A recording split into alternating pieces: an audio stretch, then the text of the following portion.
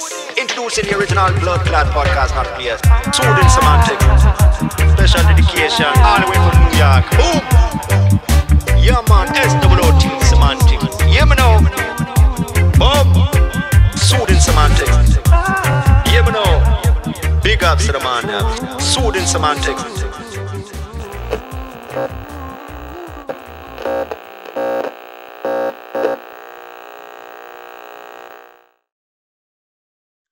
On another episode of Soothing Semantics, I am your host, Raphael Isaac Pinsky, and today we are going to interview a man of mortgages. And before anything, subscribe to the channel. Whoever is watching the podcast consistently, or not so consistently, smash the like button and quickly take a moment to hit the subscribe button. It helps the channel immensely, and it would mean the world. So if you could take a moment and do so, I would greatly appreciate it. Now, without further ado, today we have Mendy Lieder, as people call him Mudu. You know what it reminds me of? It reminds me of Mushu from what the hell, Mulan. Okay? Yeah. That's what it sounds like. So That's what they call my brother, Mushu. yeah. So they ever reference the dragon? Sometimes. That's what it sounds like. So I'm going to call you Mendy just because it's a little easier for people, I think. Yes. So we met through Moshe Goodman, who I just had on my last episode. Shout out to you, Mr. Goodman. And Mendy is with the Astar Group. Okay. So you're a man of mortgages, and we recently met. And I just wanted to get an idea of what brought you to Florida, how you got into mortgages, what you were doing before. So let's kind of just start with the last couple of years, prior to mortgages, and kind of where you were and what brought you to Florida and got you into this biz. Yeah, sure. So, I was living in Florida before I was married back in 2008. And I really loved it. This was like just totally my vibe, and it was always my dream to move here full time. And I said, I got married. I traveled to Buenos Aires, and I met a girl there. I married her, lived there for 2 years. How'd you meet her? Just through my cousin went to school with her, and she said, "Oh, really?" Yeah. She's like, "Oh, you go to Argentina, you got to meet her." So I hit her up. Okay. And then that was it, love at first sight? Pretty much. I proposed on the 5th date. Wow. Yeah. Yeah, well, that isn't too uncommon for the Chabad crew. The more religious Yidden, the more religious Jews, for anyone who isn't Jewish listening to this, very typical that they'll get married after a few dates. Sometimes a week, sometimes it's crazy. So, okay, so I'm glad it worked out. And now you're married and you have kids. You have 2 kids, correct? 3. 3, okay. You have 3 beautiful kids. And so now you're in Florida. And what were you doing prior to mortgages? For the past 10 years, I've been doing credit repair for mortgages. Mm-hmm. So helping people that had discrepancies on their credit report that were inaccurate, and it was stopping them from getting a mortgage or getting them the good rate. So we would fight on their behalf and get their credit fixed, so that they can get their mortgage at the proper rate. Mm-hmm. Other people, takes them maybe a year to do it. I was able to do it in 2-3 weeks, sometimes a month, to get their credit up to par for mortgage. I've been doing that very well. And then I just wanted to step it up a notch and actually help people get their mortgage. But it was the actual mortgage. But it was through this that I was helping other people getting into their own homes, which helped me get into my own home and move down here to Florida, which was my dream. Mm-hmm. So I found helping people reach their dreams and helping people, that turns around. I was able to get my own dream house here in Florida. That's awesome. Fair enough. Very happy about that. Yeah, I'm sure, man. And then along with the house came a very consistent mortgage payment. So I needed to have that consistent income. For sure. And so, it all worked out. Thank God. That's awesome. Okay, good. Yeah, you should continue to enjoy the house in all of its glory. That's awesome, man. Yeah. Thanks. So you're doing credit repair and you switch to mortgages. What in terms of the rates, because this is what everyone's talking about now with inflation, they're trying to kind of curb inflation by raising the mortgage rates, and they've gone up significantly from under 3% even a year ago, or less than a year ago, and now we're looking at 6% and what seems to be even higher in certain areas. Right. So about that. Yeah. What do you make of all that? So, like, the rates a year or two ago were insane. They were not normal rates. It was due to the pandemic and no one wanting to buy. The banks, the Fed lowered the rate, and the banks lowered their rates, and that's why we had these crazy rates. Right. Now post-COVID, the rates are going back to normal. So what you see now is normal rates even on the lower end of normal. Normal is between 5% and 7%. And now you're seeing them go back to normal rates. Hopefully not higher than that. But I mean, do you project it'll go higher? There's no way of knowing. Right. But like what we had, barring another pandemic or crisis, doesn't seem likely to go down to those crazy rates. Those rates were like once in a lifetime rates. Right. I don't think that was a historical low. Right. And there are people that even got 1.8%, 1.7%. How could they get a rate like that? If you during the pandemic at an 800 score, you can get that. We're able to pull it off. It's amazing. Yeah. Under 2% mortgage payment is unbelievable. I know. Crazy. Yeah, and now the prices haven't really gone down, especially in South Florida. The prices haven't gone down. The mortgage rates are going up. Right. There's a lot of speculation that there is going to be a slowdown of the seller's market now, little by little, gradually, and I think that's definitely going to happen. You're seeing that on the multifamily homes, that the rates are starting to drop a little bit on the multifamily homes. The rates or the prices? The rates. Okay. I don't know about the prices. That's your department. The rates are dropping? Yeah, slightly on the two-family homes or the multifamily homes. So, but they were going up so much recently. So how are they dropping? It's a slight dip. Okay. Because the supply and demand is because the rates spiked so high. So there was a lower pool of qualified buyers. So less people were able to buy. Also, when the rates go up, less people are able to qualify for that. Mm-hmm. So therefore, the buying goes down, and then it starts to even out, which I think that's what's probably going to happen in the long run. I don't know how quick that's going to happen. How do you find it on your end with the buying? Well, the seller's market's still strong. I speculate that things are going to slow down a bit. And to be quite honest, that has its benefits for realtors, because I think now it has its benefits for realtors and buyers, because finally buyers are going to get a break where they're not going to have to fight tooth and nail to get a property. Hopefully they can put in an offer and it actually gets accepted. Right. And lately it's been the people who are very aggressive buyers, usually cash buyers, waiving inspection, waiving appraisal, not necessarily inspection, but definitely waiving appraisal, even on financing. And now hopefully they can breathe a little bit and be able to get a property without bidding an insanely high amount over asking price. So I think for buyers, hopefully it'll be to their benefit.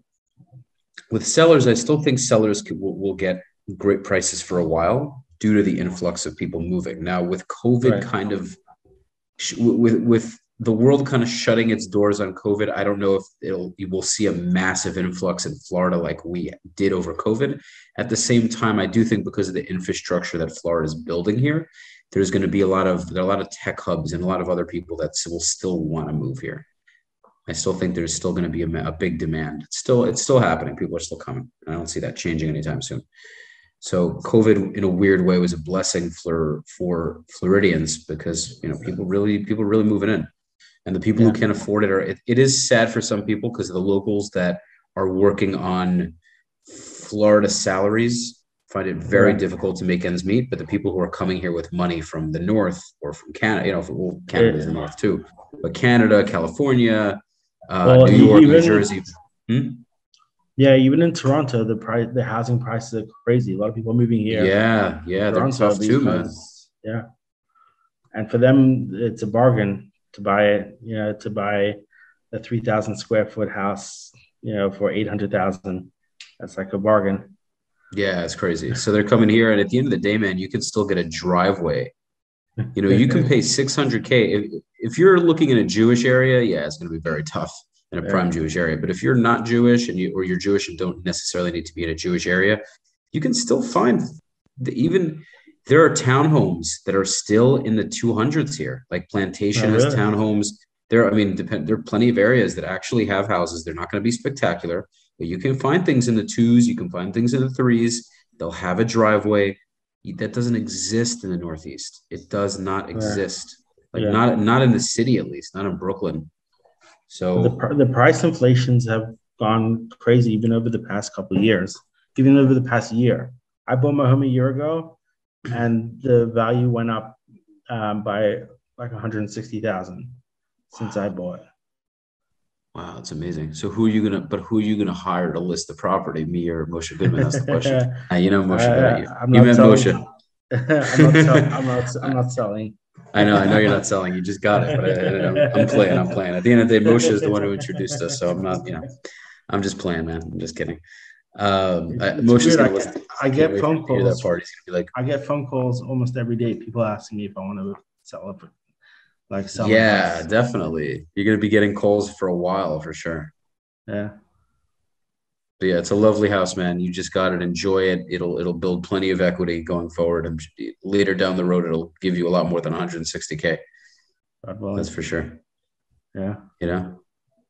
So okay, so it's definitely an interesting market. I'm excited to see where things go because at the end of the day, regardless of supply and demand, property is always going to be bought and sold. There's always going to be buying and selling. People need homes. People need a place to rest their heads and raise their families. So this is an industry, whether you're in mortgages, whether you're in title, whether you're in real estate sales itself, there's always going to be a need for property.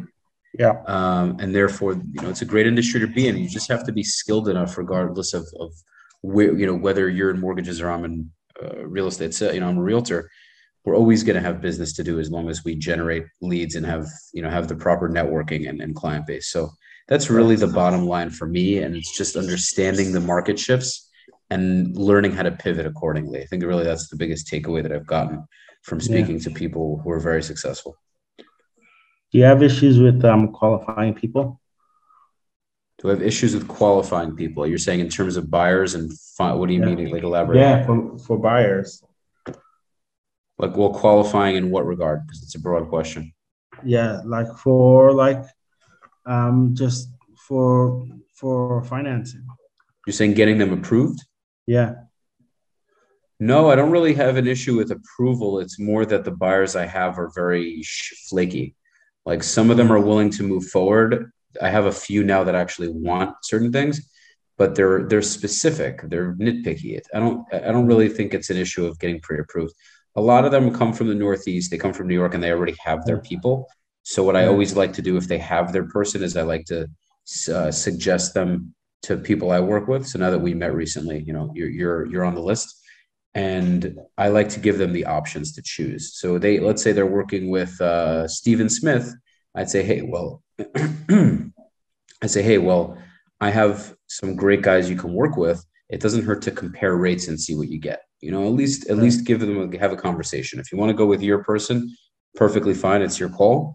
But I would say, just like anything else, if you're applying for car insurance, you're going to want to compare rates. Right. So that's what I say. But yeah, I don't really think it's a qualification issue necessarily. I think it's more of just finding buyers who are ready to move, who are really ready to go and buy something soon, is really what it is. All right. Yeah. You see, like, people know what they want, or they think they know too much of what they want. I think everyone is overconfident to some degree when it comes to these things, because it's a big purchase and they don't want to sound incompetent because they're worried maybe that somebody might try to get one over on them. So they come in with this kind of, not everybody, some people are very willing to learn. I think that is where emotional intelligence is so important, especially as a realtor or someone in mortgages, is showing the person that you have their best interest in mind so they can lower their guard. Because I think people naturally, they have their guard up when they first meet you. Right. And it's not because they don't necessarily trust you, they just don't know you yet.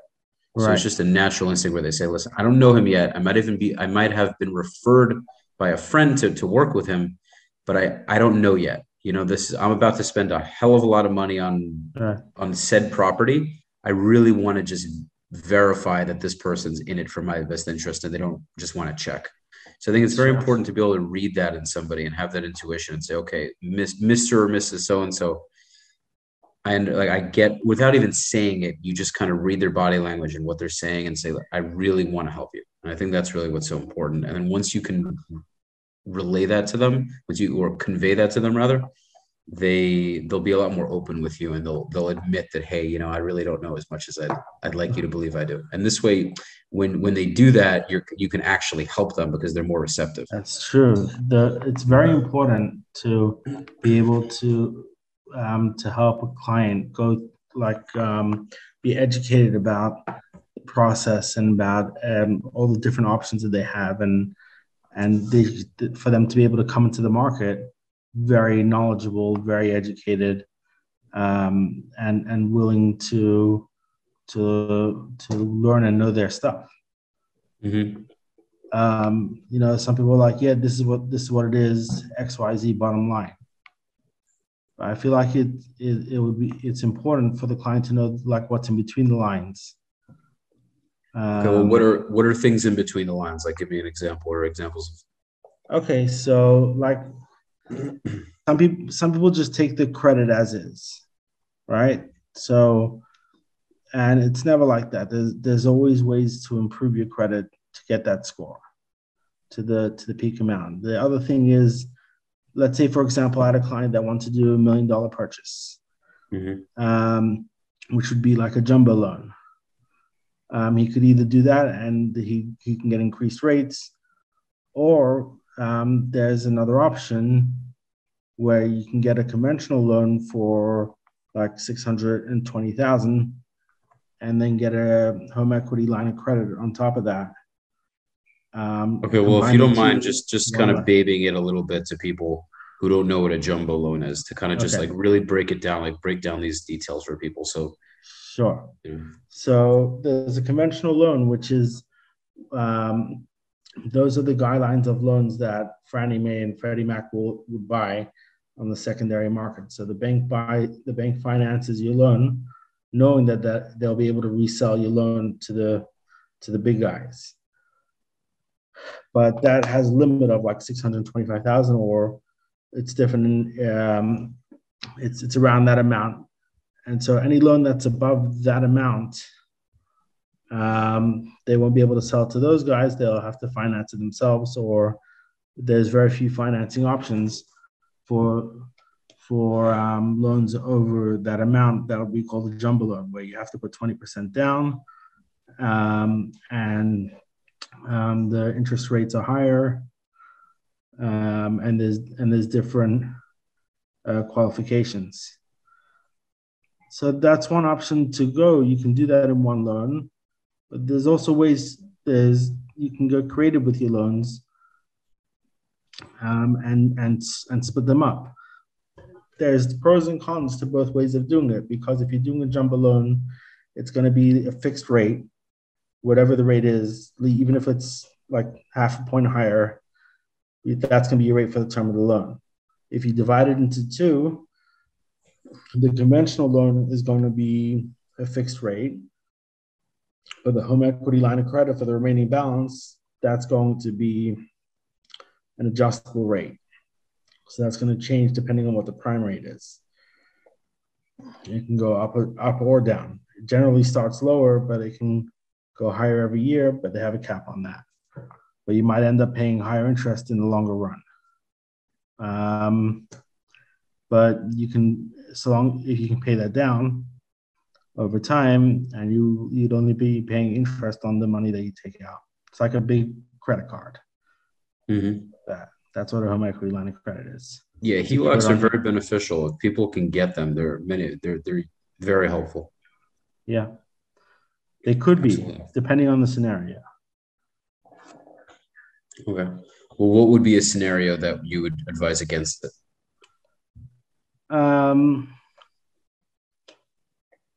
If you're going to, let's say, go get most of your property under home equity line of credit, if you can do 95%, you're only going to put 5% down, and 95% is going to be on a HELOC, then their rates are going to end up being a lot higher than conventional, even higher than a jumbo. Mm-hmm. Also, depending on your credit score, their rates fluctuate a lot more than conventional mortgages based on your credit score. Mm-hmm. So if you have like a lowest credit score, you might want to consider either fixing it or getting an FHA. That's that. That makes sense. It's tough. That makes perfect sense.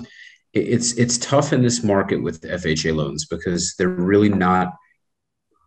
not regarded by a lot of buyers, a lot of sellers. A lot of sellers just kind of throw them away. It really depends on the price point and depends how much demand a property has. But just very commonly in this market, in South Florida, cash and finance and conventional mortgages are really the only offers that are generally accepted. It's very tough for FHA, VA to really get acceptance in this market. It's tough. And if they do, they have to offer very good terms. So just to give buyers I spoke with Moshe about a lot of this, but just for any buyers listening, buyers thinking of buying in South Florida or anywhere else in a strong seller's market, very important that if you don't have cash and you aren't approved for conventional, so if you're purchasing with FHA or a VA, a Veterans Assistance Loan, which generally have very low down payments, you want to make sure that you're offering the highest amount of money you can possibly offer. You want to make sure that you're giving the highest deposit you can give. And if you can't give a high deposit, you give as much as you're able or willing to give. And then you want to give very acceptable terms. So if a seller needs some more time to vacate the property, give that seller more time to vacate the property. So say the seller needs to be out on July 30th, and now we're in May, but say we were in March, and you want to close in, end of March, mid-March, whatever it is. If the seller needs 2-3 months to vacate and you really want to move in sooner, but this is what's going to get your offer accepted, do it. Because in a market like this, if you love a property and you want that property, you really want to make things work with the client. So those things are very important. Also, and obviously, a lot of people go ahead. I just wanted to finish my points quickly.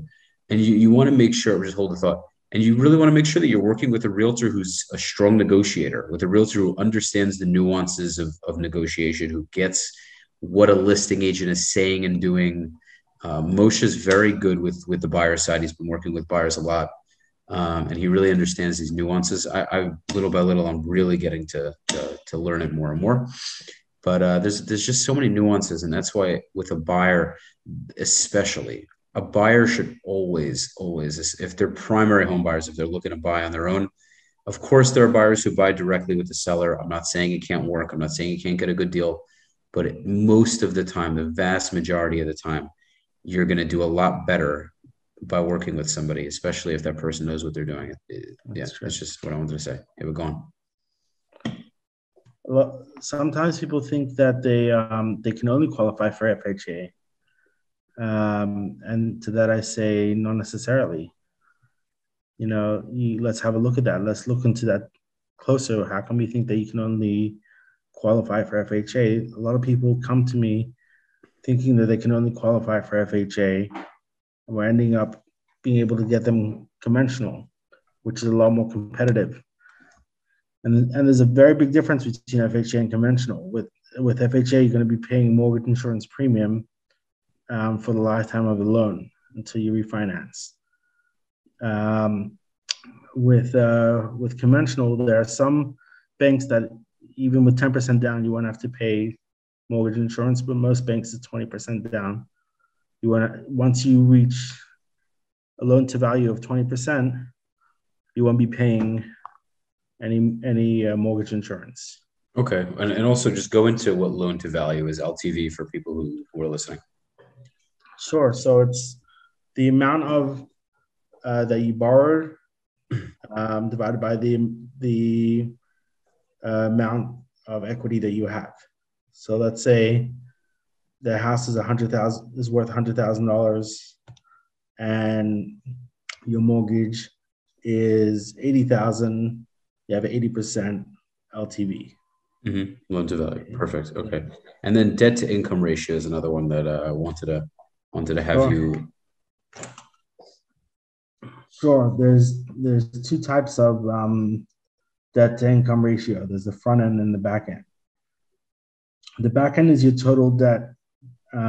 So, for example, your car payment, your credit card payment, any monthly debt that you have, monthly payments that you have on your credit report, plus the amount that your mortgage, it's called PITI, which is principal, interest, Taxes, insurance. And also homeowners association. So you add all that up, all your debt, and divide that by your income. That's what your back end ratio is going to be. Mm-hmm. The front end ratio is your housing ratio, which is just your housing ratio divided by your income. So the banks want to see like 50% generally on the front end, that 50% of your income or less will go towards your housing payment. Okay, and the total debt is generally around the 28% on the back end. So they're going to deduct all your car payments and all your credit card payments to make sure that even after paying that, you'll still be able to pay your mortgage and have a little bit left over. Awesome. Yeah, awesome explanation. And that's why it's so important, guys. Don't make stupid purchases during the mortgage process. Don't buy a beautiful car or a fancy schmancy $5,000 Balenciaga dress. Buy it afterwards. Maybe don't buy it at all, depending on your cost. But make sure that you get approved, that you get the property, that the property closes, that you have the keys, that everything's done, and there are no surprises. Because the last thing you want to do is be almost done, and then you go ahead and buy some fancy car because you weren't told, or you didn't know, or you didn't remember, and now everything goes to shit. So it's very important that you guys, any of you looking to buy, understand that. It's very important as the realtor and the mortgage broker that's relayed to the client. Sometimes a few times before the process is over, I make sure to make it my business to just remind the client over the course of the process, not as if they're children, but just to say, hey, just, I know you know, I'm not saying you don't, but just want to kind of remind you, really be careful with your spending because we want to make sure that this closes properly. Do not apply for any new credit once you applied for a mortgage, or even when you're looking to buy a mortgage. Another thing that people are surprised about it is the balances on the credit report of their credit cards, and they say like, oh, I pay my bill every month on time by the due date, but that's not what they report on the credit report. On the credit report, they report what your statement balance closed at.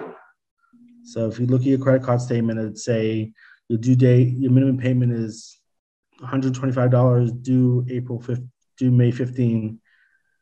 And you think, oh, so if I paid that by May 15, it's gonna if I pay my entire balance by May 15, it's gonna say zero balance on my credit report. No, it says from billing cycle April 1st to April 30th. That April 30th, whatever that balance is when that billing cycle closes, that's what it's going to report on the credit report. So what you want to do before your mortgage is pay that down before the closing statement, before your statement even closes, and you will have that zero balance or low balance. It's good to have a little bit of a balance, like maybe 2% or up to 10% balance on your credit cards when you're applying for a mortgage. It's another interesting thing. Interesting. Why is that?